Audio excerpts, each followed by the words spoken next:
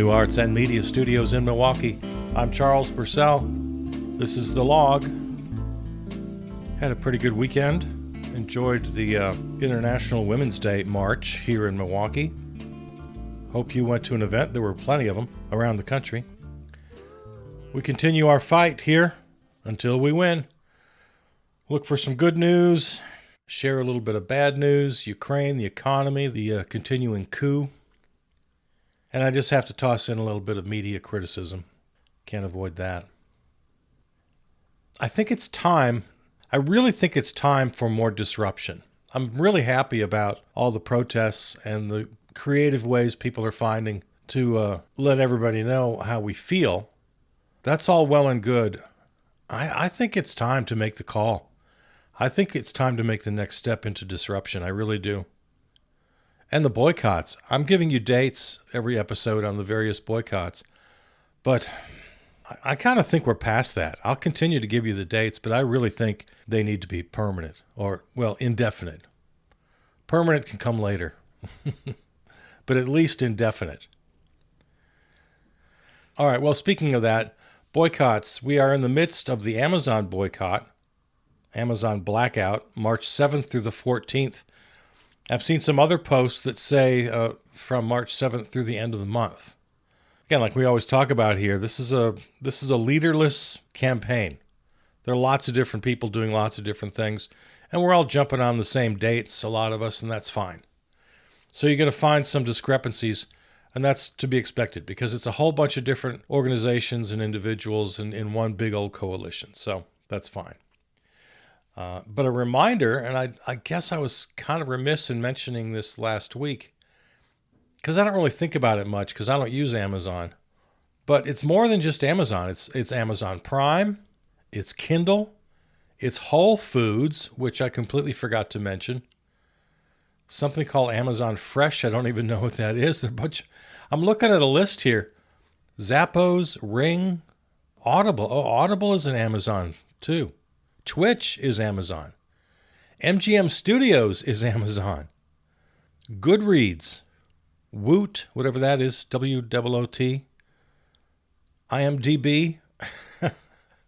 I'm always curious if I'm watching a movie. I always look up actors or directors, and I'm curious about how movies are made, when they were made, who made them. So I won't be using IMDb for the rest of this month, or maybe forever. There are other sources. Amazon Basics, Amazon Essentials. Again, I haven't heard of any of these. Amazon Pharmacy. Are they doing that? I remember reading they were going to get into pharmaceuticals, but Amazon Go, whatever that is, and Amazon Web Services. So it's a whole big thing. If you're boycotting Amazon, there's your list. It's pretty long. I made a note posted on March 5th that Target is facing a 40-day consumer boycott starting Wednesday. I guess that would have been Wednesday of last week because of their shift away from diversity, equity, and inclusion policies. The boycott also comes as Target faces pressure from tariffs and a consumer pullback. So, yeah, go ahead. Let's all just jump in. Target for 40 days and 40 nights. Let's make this biblical. More events. Let's see. The 14th of March. That would be this coming Friday. Veterans for Democracy. Noon. Washington, D.C. National Mall. Let's fill it up. And it's not just veterans. That's a general march. That's a national march. That should be a big event. Friday the 14th. Claim your power. Stop the coup. National March, Washington, D.C., Friday, March 14th. Friday, March 14th is also our first scheduled national strike. No work for 24 hours. All workers, all business, all higher ed. Let's invite high schoolers and middle schoolers also. Walk out. Nobody works. Spend the day in D.C. or find an event near you. Or just take a day off. Everybody deserves a day off once in a while. National strike. Friday, March 14th. The 50-51 coalition, 50 protests, 50 states, one movement, Saturday, April 5th, remove, reverse, reclaim. Remove corrupt politicians from office, reverse the damage, reclaim our democracy. Nationwide protests and sit-ins in all 50 states. I like the sound of that. Yeah, a sit-in is a really nice passive disruption. It depends on where you sit. But I love the sound of that. Saturday, April 5th. Find the event close to you, 5050.1. It's spelled out, the word 50 twice, .1. And then the boycotts, as I've been mentioning. We're in the midst right now of the Amazon boycott. Nestle starts on March 21st. Walmart starts on April 7th. And the National Economic Blackout number 2, April 18th. Yeah, I think all of our boycotts need to be indefinite, if not permanent. But these dates can help boost numbers. That's good. That's fine. All right, let's look for some good news. One more set of righteous resignations. Dozens of high-level federal officials and employees have resigned from the FDA, the Food and Drug Administration. And they did it very publicly. Some pretty precise language in their letters of resignation, especially from FDA Food Director Jim Jones. So good for them. Every episode we have righteous resignations to announce. And I don't know, it might sound passive just to resign. But if you do it loudly, and if you really have no choice, if you're being asked to do things that are immoral or unethical or illegal, you have to do it. You have to resign. So good for them. It takes courage. So I applaud righteous resignations. What else in the good news category? Well, I mentioned yesterday's march. I felt very proud to take part in that. There were events all over the country. Almost zero mainstream media coverage, which is really, that remains a huge problem. The attention economy, right now, we're not part of it. And we got to keep working really hard to be part of that. But thanks for everybody who came out over the weekend. Good news out of Montana. They had some very ridiculous anti-trans legislation up for a vote. And the legislators of Montana voted that down. Yeah, this is happening in red states, certainly happening in federal policy. As Project 2025 labels it, transgenderism is an ideology. They're quite literally attempting to just erase transgender people from even existing, not even acknowledging that they exist. Cooking up these bills, these laws that would outlaw people. Transgender folks could not have jobs, could not interact with other people. There was a time, not that long ago, when it was against the law. You could be stopped and arrested and jailed for dressing outside your expected traditional assigned gender. Not that long ago. But the good news here is Montana, the good people of Montana said, "Now, that's enough of this craziness." Another federal judge this week has extended the block, stopping the Orange Menace from freezing grants and loans. So at every level, he keeps losing that fight. Of course, the reinstatement of those grants and loans hasn't happened yet either. So it's going to hit the fan any day now. That's why I say I think we've reached a moment where disruption has to be our strategy going forward. Not that I'm not pleased. I am. I'm very pleased with the numbers of people showing up, protesting. The phone calls, the letters continue. Bernie with his national tour. Here in Wisconsin last week, he had 4,000 people and another 1,000 in the overflow room. So, and it's everywhere he goes. And he's not just going to big cities. He's going to smaller cities and even to rural areas and getting the same numbers. So yeah, I'm really pleased with how the movement is growing. It's also pretty clear how rapidly the coup is progressing. And we're on the clock here. We don't have much time. I really do believe the time for disruption is here. I love a big march, but it's time for something like a sit-in, where you stop business from happening, where we block roads, disrupt the gears of commerce. Yeah, We have to up our game. Now let's catch up on some bad news of the week. From the continuing resolution bill, the Republicans' budget to keep the government open, they are zeroing out the Toxic Exposures Fund. That was the law that cared for veterans exposed to burn pits, Agent Orange, and other toxic substances. And so in this bill they're proposing now, that's gone, cut, from veterans who suffered and continue to suffer from toxic exposure. This is your modern-day Republican Party, you guys. A GOP voucher plan would divert billions of dollars in taxes to private schools. Federal agencies have canceled $400 million for Columbia University, claiming anti-Semitism.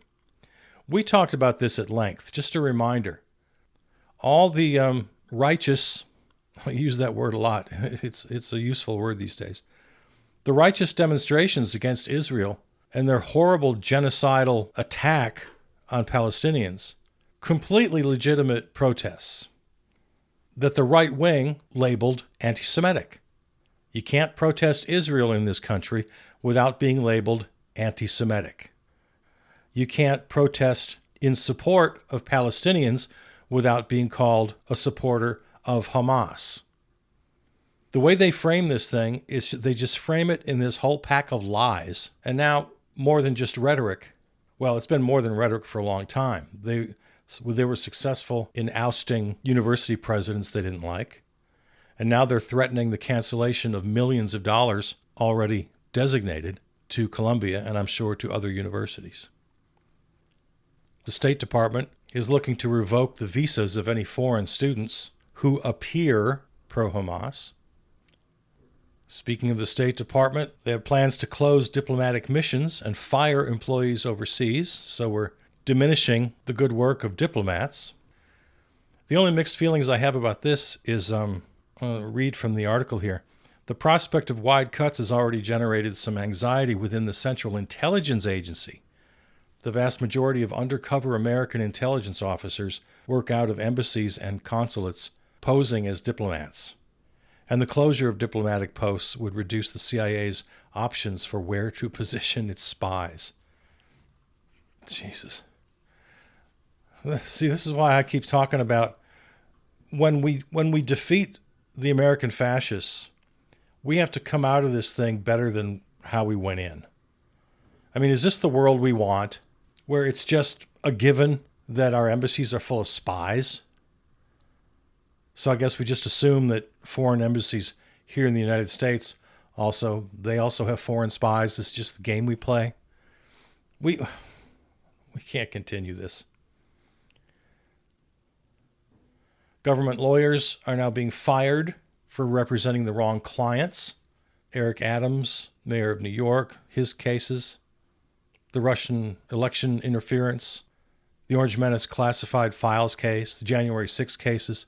Yeah, if you're a government lawyer and you worked on any of these cases, or if you were assigned to any of these cases, watch your back because you're about to get it. Ukraine's situation remains fluid and pretty scary. In addition to unlawfully and unconstitutionally withholding billions of dollars worth of military aid, also withholding U.S. intelligence assistance, and now suspending commercial satellite imagery service to Ukraine. So that just gets worse and worse. The Kremlin unloaded a massive missile assault on Ukraine this past week. And here's a quote from the Orange Menace regarding Putin. Quote, I actually think he's doing what anybody else would do. Probably anybody in that position would be doing that right now. He wants to get it ended. And I think Ukraine wants to get it ended, but I don't see. It's crazy. They're taking tremendous punishment. I don't quite get it. So, yeah, Orange Menace is saying, what else should Putin do? He's doing the right thing. And why doesn't Ukraine just surrender? I don't understand. After the first, how many days now? So we're 7 weeks in, 49, 50 days in. we still don't have any sort of economic plan from the Orange Menace. Well, we do. Here it is. And this is how simple it is. Drill, baby, drill. Because I guess then that somehow takes down energy costs. Energy prices, gas prices go down, which in and of itself is ridiculous. Okay, so there's that. And then tariffs, which somehow make us rich, which is also wrong and ridiculous. So drill, baby, drill plus tariffs, that somehow is going to equal this rapidly growing economy. Growth is going to just go out through the roof. And then that will in turn lower interest rates and lower prices. So that's the gist of his plan, that he and his cabinet and economic advisors are telling all the talking heads. Drill, tariffs, grow economy, interest rates fall, energy costs fall, prices fall. Wages, I don't know. They don't say anything about wages. All right. So if you believe this, you've been asleep for the last 50 years. If you believe this, you're a moron. You're a complete 100% chump. You're a sucker. No, his economic plan is simple. He wants to destroy government with his billionaire buddies, privatize everything so they can profit from literally everything. Your public school on the corner closes, and before you know it, some hedge fund owns it, trying to run it for a profit. Yeah, I'm convinced now that they really do know what they're doing, that they want to destroy the economy. They want to destroy the economy so they can hoover up all the crashed assets and they can privatize everything and they can be the kings they've always wanted to be. And democracy can just get flushed down the toilet. And it's becoming more and more obvious every day. I mean, this doesn't require any big conspiracy theory. It's just right in front of our eyes. I mean, what other possible reason could they have for doing what they're doing? Now, some people are beginning to ask, and this does sound a little bit more like a conspiracy theory, that they're intentionally crashing the economy in order to rig the stock market. This is becoming more and more plausible. There's some commentators and economists asking this question seriously. I mean, we know from recent history, when the stock market craters, the richest among us come out billions ahead every time. How do they do it? They do. The financial class, the people who just manipulate money, they use money to make money. They don't really create anything for consumers. No, it's just strictly money making money. The hedge fund guys, the professional gamblers, the finance bros, and especially the highest rung. Whether the stock market is booming or crashing, they seem to come out fine, more than fine. And especially with these big dips, they got all the money in the world to buy low until just the right opportunity that they've manipulated to sell high just before the next crash. They know what they're doing. And all the while, they perpetuate this great lie about scarcity. Oh, there's only so much to go around. We're going to have to cut benefits. We're going to have to cut programs. Sorry, people on Medicaid, Medicare, Social Security. Sorry, veterans who were victims of toxic burn pits. Only so much to go around. Scarcity is the biggest lie of all. According to my in-depth 10-second search online, total wealth in the United States is approximately $164 trillion.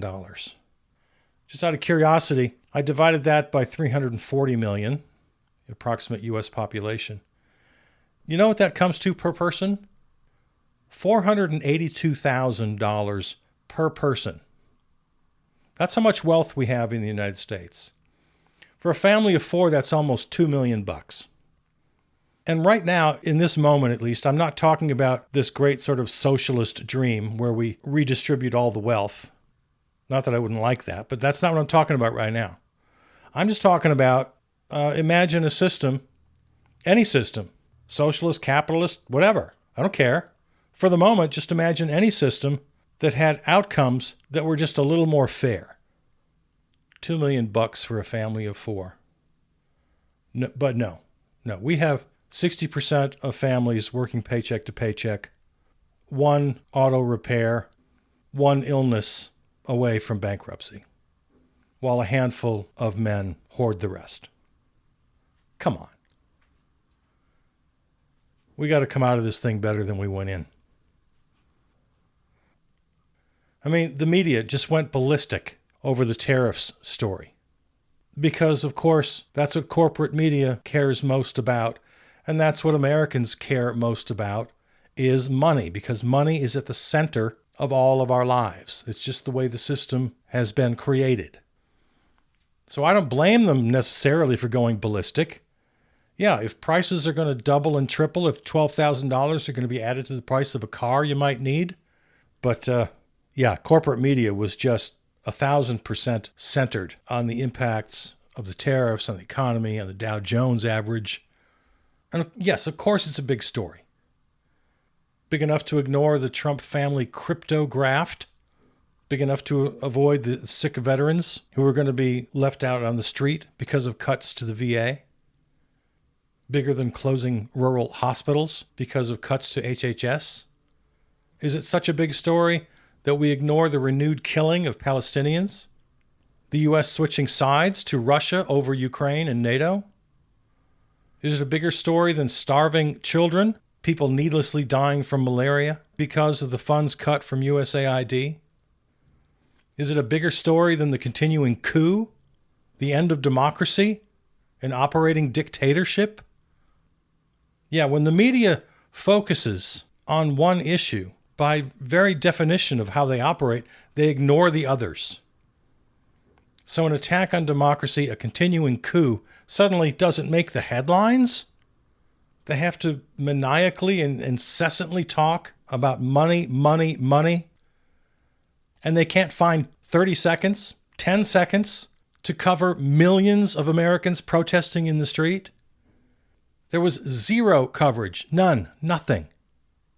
Mainstream media is not only not helping us, they're actively hurting us.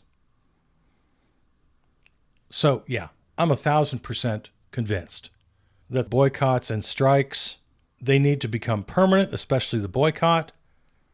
The strike is a tougher thing. We've talked a lot about this.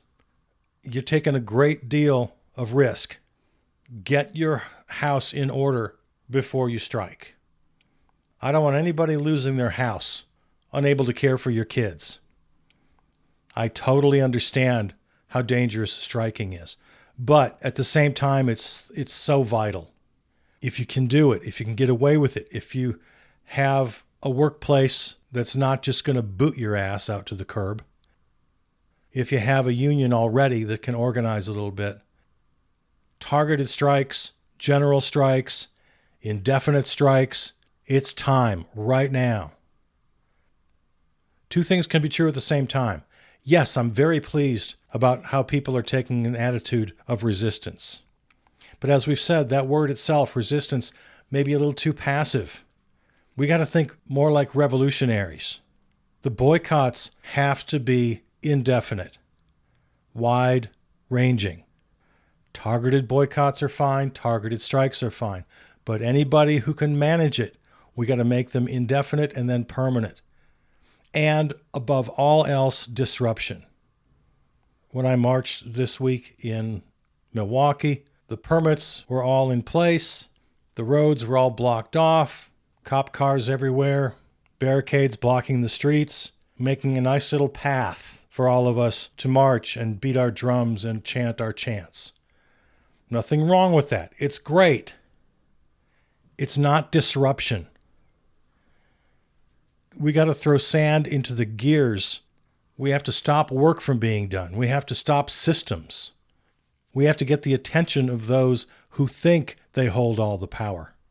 The attention of those who think they control the media. They need to start playing by our rules. We're not only going to chant slogans, we're going to demand results and deny them their comfortable lives until this battle is won. The time for disruption is right now. My mantra is always do what you do and do what you can. Do what you do means if you have any particular expertise, particular issue that you're interested in, particular passion, follow that. Do what you do. Do what you can means no judgment. Some can make a full commitment, others can't. Everybody has their own individual circumstance. You have family responsibilities. Maybe you're a naturally strong person. Maybe you're a naturally weak person. Everybody has their own story. Do what you can. This is a judgment-free situation. I make no judgment. But I am calling on everyone to do what you do and do what you can. Now, if we are going to disrupt, if we are going to make life difficult for those who believe now they have all the power, it's going to take work. And it's going to take support for each other. We got to set up our networks of mutual aid.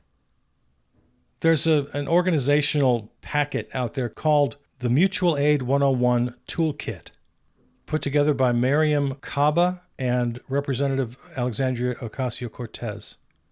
It includes step-by-step instructions for how you can create your own mutual aid network.